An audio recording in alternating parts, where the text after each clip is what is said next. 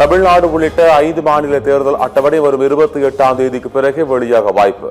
மேற்கு வங்கத்தில் எஸ்ஐஆருக்கு பிறகான வாக்காளர் பட்டியல் 28ஆம் தேதி வெளியாகும் என தேர்தல் ஆணையம் புதிய அறிவிப்பு.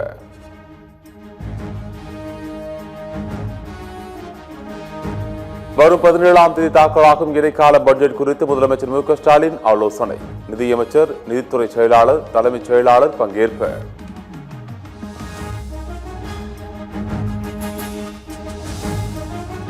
மாமல்லபுரம் அடுத்த திருவிடந்தையில் நாளை திமுகவின் வாக்குச்சாவடி முகவர்கள் பயிற்சி மாநாடு. தேர்தல் வியூகங்கள் மற்றும் களப்பணி குறித்து ஆலோசனைகளை வழங்குகிறார் முதலமைச்சர் மு.க. ஸ்டாலின்.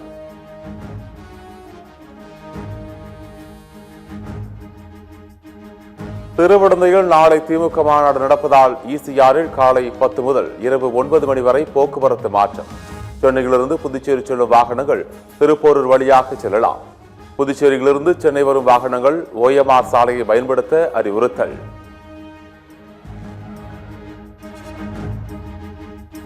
வரும் 15ஆம் தேதி எடப்பாடி பழனிசாமியின் மக்களை காப்போம், தமிழகத்தை மீட்போம் சுற்றுப்பயணம்.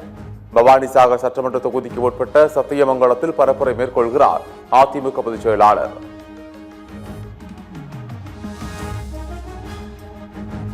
தொகுதி பங்கீடு பற்றி பேச திமுக உடனே குழு அமைக்க வேண்டும் என செல்வ பெருந்தகை வலியுறுத்தல்.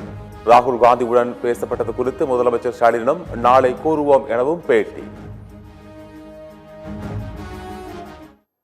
தமிழகத்தில் தொகுதி பங்கீடு எல்லாம் வந்துட்டு முடிவு பெற்றதா உங்களுக்கு திருப்தியா இருக்கா? எப்படி அதெல்லாம் வந்திருக்கா? இன்னும் பேச்சுவார்த்தையை ஆரம்பிக்கலையே. நீங்க சொல்றத வச்சு பார்த்தா அப்போ விரைவில் வந்து தமிழ்நாடு முதலமைச்சர் நீங்க சந்திச்சு தொடர்பாக கண்டிப்பா எங்க தலைவருடைய எப்ப கேட்க போறீங்க? தலைவர்கள் என்ன வலியுறுத்தி இருக்கிறாங்களோ அதை மாண்பு முதலமைச்சரோட நாங்கள் போய் சொல்லுவோம். நாளைக்கே போய் சொல்லுவோம். சென்னை போயஸ் கார்டனில் உள்ள இல்லத்தில் சசிகலா தனது ஆதரவாளர்களுடன் ஆலோசனை. மறைந்த முன்னாள் முதலமைச்சர் ஜெயலலிதா பிறந்தநாள் அன்று தனிக்கட்சி தொடங்க சசிகலா திட்டம் என தகவல்.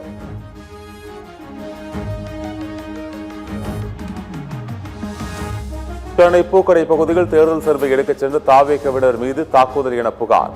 அனுமதி இல்லாமல் தேர்தல் சர்வே எடுக்கக்கூடாது என கூறி திமுகவினர் தாக்கியதாக குற்றச்சாட்டு.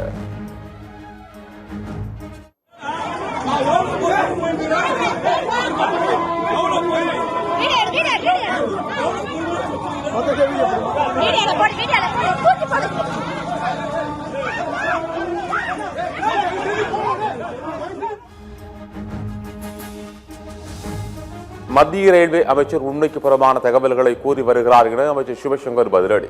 முதலமைச்சர் ஆதாரத்துடன் கேட்ட கேள்விகளுக்கு அவர் முழுமையான பதில் அளிக்க வேண்டும் என வலியுறுத்தல். ஒரத்தநாடு அருகே வடகூரில் டாஸ்மாக் கடைக்கு எதிராக கொதித்தெழுந்த கிராம மக்கள். 3 மணி நேரம் நீடித்த சாலை விதிகளால் போக்குவரத்து பாதிப்பு. டாஸ்மாக் கடையை மூடியதால் கலைந்து சென்ற மக்கள்.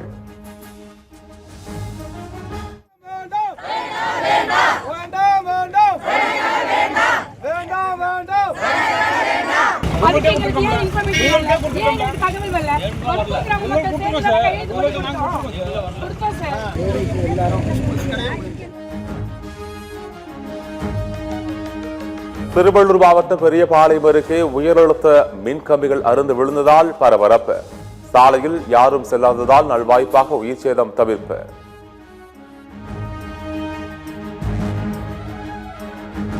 உலக நாடுகளை ஆட்டி படைக்கும் ஊழல் பட்டியலில் கவலைக்குரிய இடத்தில் இந்தியா. 139 என குறைந்த மதிப்பெண்கள் பெற்று ஊழல் மனித நாடுகளின் பட்டியலில் இணைந்ததாக டிஐயின் அதிர்ச்சி ரிப்போர்ட். ஊழல் இல்லாத 3 சிறந்த நாடுகளாக டென்மார்க், பின்லாந்து, சிங்கப்பூர் திகழ்வதாக தகவல்.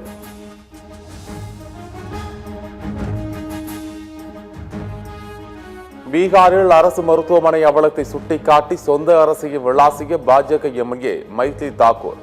ஆளுங்கட்சி எம்எல்ஏக்கள் அதிர்ச்சியடைந்த நிலையில் எதிர்க்கட்சி எம்எல்ஏக்கள் மேசையை தட்டி மைத்ரி தாக்கூருக்கு ஆதரவு.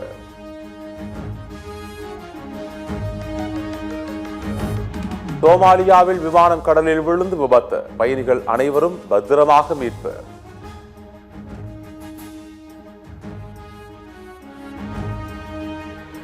ஈரானின் தெஹ்ரானில் உள்ள மீன் உற்பத்தி நிலையத்தில் பயங்கர தீ விபத்து. தீ விபத்திற்கான காரணம் குறித்து போலீசார் விசாரணை.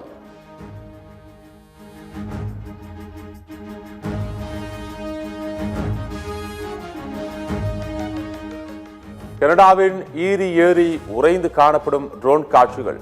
ஏரி முழுவதும் உறைந்து பனிக்கட்டிகளாக மாறியது.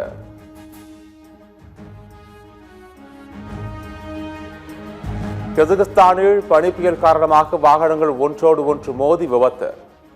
ஆக்டோப் நெடுஞ்சாலையில் நிகழ்ந்த விபத்தில் 3 பேருக்கு காயம்.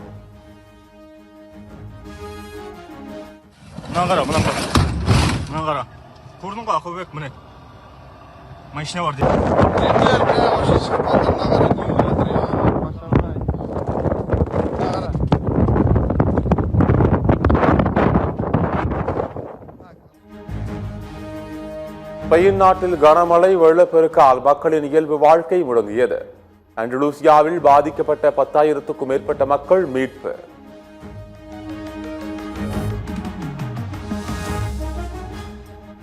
T20 உலகக்கோப்பை தொடரின் 11வது லீக் ஆட்டத்தில் ஐக்கிய அரபு அமீரகம் அணி தோல்வி.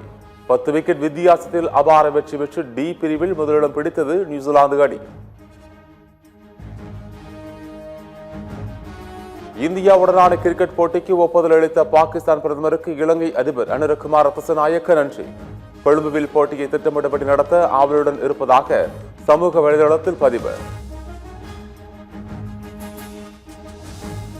T20 உலகக்கோப்பை தொடரில் 12வது லீக் ஆட்டத்தில் 190 ரன்கள் குவித்த பாகிஸ்தான் அணி 191 ரன்கள் வெற்றி என்ற இலக்குடன் அமெரிக்க அணி பேட்டிங்.